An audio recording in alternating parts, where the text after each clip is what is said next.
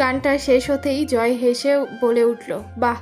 তরি ঠোঁটে এক চিলতে হাসি এনে বলল, গানটা মজার না? জয় একটু এগিয়ে এসে ঠাট্টার সুরে বলল, জি, আমার তো হার্ট অ্যাটাক হইতে ধরছিল। মমতা আপার গানটা কি আমার জন্য ছিল? তরি সঙ্গে সঙ্গে বলল, না, পাশের বাসার মদনের জন্য। জয় হাসতে হাসতে বলল, আচ্ছা, আমার হাসলে কি পাপ হবে? তরিও অবাক হয়ে বলল, কেন হাসবেন? জয় ঠোঁটের দুষ্টু হাসি এনে বলল, হাসি বের হইতেছে তাই ভাবতেছিলাম। তরি মুচকি হেসে বলল, ঠোঁটে তো হাসি ঠিকই আছে, তাহলে আবার বলছেন কি জন্য? জয় হেসে দিল, শেষের লাইনটা জোশ ছিল। আর একবার বলো তো শুনি। তরি মাথা নেড়ে লজ্জা পেয়ে বলল, না, এখন আমার লজ্জা লাগছে। জয় ভ্রু উঁচু করে বলল, একটু আগে করছিল না? এই গানটা তোমার সাথে যায় না, তুমি তো বেশি কথাই বলো না। তরি একটু থেমে বলল, পড়েছিল একটু লজ্জা। আমার সাথে অনেক কিছুই যায় না, আবার যায়ও। ছোট থাকতে যখন মাইকে এই গানটা শুনতাম তখন ভাবতাম আমার জামাই হলে এই গানটা শোনাবো। আমার জীবনের সুখ বেশি দিন থাকে না, জানেন। এই কয়েকটা দিন আমার কাছে স্বপ্নের মতো লাগছে। এই সময়টুকু নিয়েই বাকি জীবন কাটাতে পারবো মনে হয়। এই গানটা যদি পরে আপনাকে আর শোনাতে না পারি, তাই আজ শোনালাম। আমার জীবনে যতটুকু শখ ইচ্ছে আমি পূরণ করতে পারি সেটুকু আমি করি, এটাও তার মধ্যে একটা।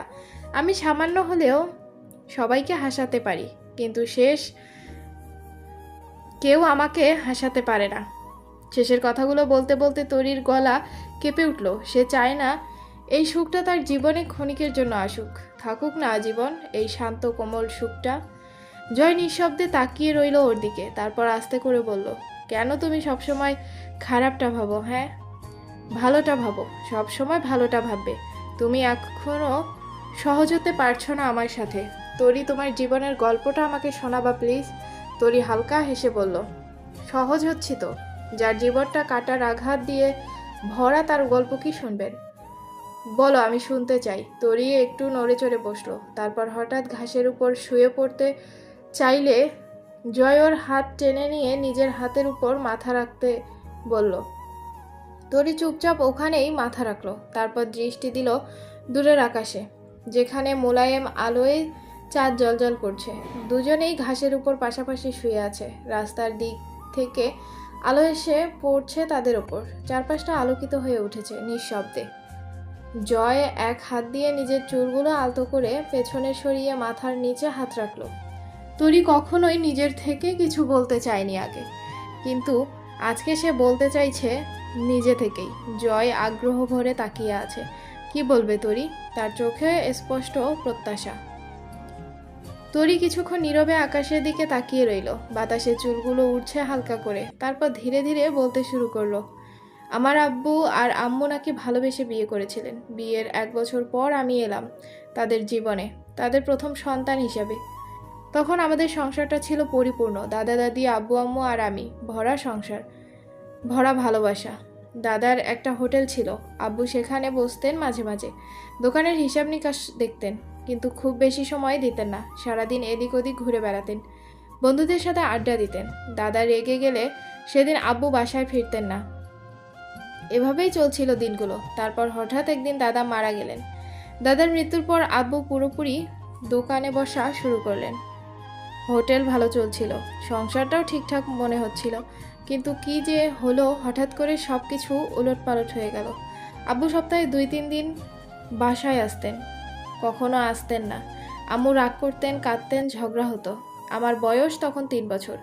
যেদিন আব্বু বাসায় আসতেন সেদিনই মারামারি হতো। তারপর আম্মু না খেয়ে থাকতেন। দিন গড়িয়ে যেত, আম্মুর মুখে হাসি হারিয়ে যাচ্ছিল। ধীরে ধীরে শরীর খারাপ হতে শুরু করলো।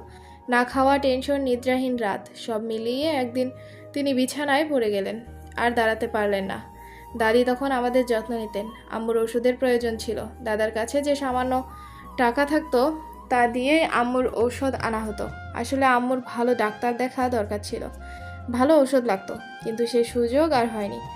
আব্বু কখনো খোঁজ নেননি, একবারেও এসে বলেননি কেমন আছো। শুধু প্রয়োজনে বাজার সদাই কারো হাতে পাঠিয়ে দিতেন। আম্মু 2 বছর বিছানায় পড়েছিলেন, তার কোনো ভালো ডাক্তার দেখাই নাই। তারপর একদিন সব শেষ। আমি তখন 5 বছরের। আম্মু চলে গেলেন না ফেরার দেশে, কিন্তু আব্বু নতুন জীবন শুরু করতে ব্যস্ত। আম্মুর মৃত্যুর দিন 3 দিনের মাথায় আব্বু আবার বিয়ে করলেন। আমি কিছুই বুঝিনি, শুধু দাদির মুখে রাগ, ক্ষোভ আর কান্না দেখেছিলাম। তিনি চিৎকার করে বলেছিলেন, 3 দিনও যায়নি তুই আবার বিয়ে করলে। কিন্তু আব্বু শুনলেন না কিছুই।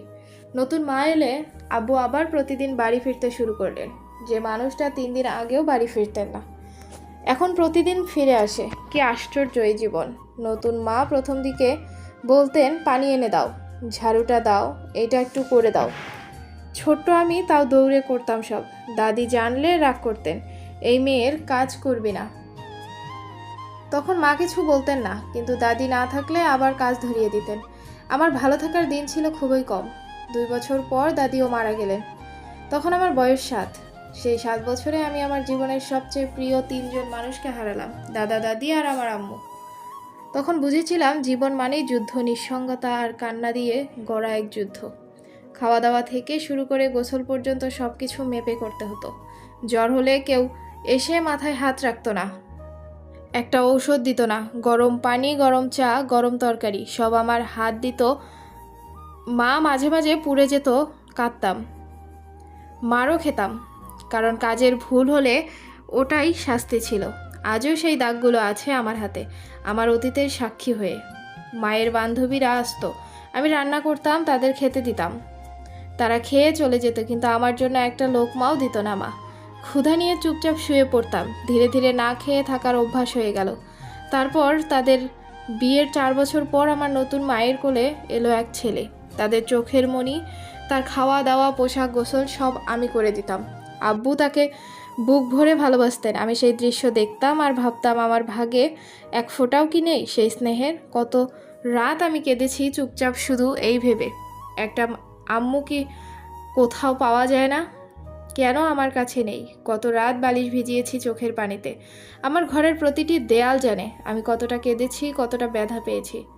পেটের ব্যথায় গুটিয়ে পড়ে থেকেছি, কেউ এসে একটা বড়ি এনে দেয়নি। তখন ভাবতাম, আমার মা যদি থাকতো তাহলে হয়তো এমন জীবন পেতাম না। বড় হতে হতে বুঝে গেছি, আমার জীবনের সুখের দিনগুলো গোনা যায়, খুব কম, খুবই কম। ও হ্যাঁ, একটা কথা বলা বাকি রয়ে গেছে। আমার আব্বুর সঙ্গে এই মায়ের নাকি সম্পর্ক ছিল যখন আমার আম্মু বেঁচে ছিলেন। তাই হয়তো আব্বু তখন বাসায় ফিরতেন না, এই মেয়ের কাছেই থাকতেন। অবৈধ সম্পর্ক যার শুরু হয়েছিল আমার মায়ের জীবিত অবস্থাতেই। অথচ আব্বু নিজেও তো আমার আম্মুর সঙ্গে প্রেম করে বিয়ে করেছিলেন। তখন কি তিনি জানতেন না ভালোবাসার রং কত সহজে বদলে যায়?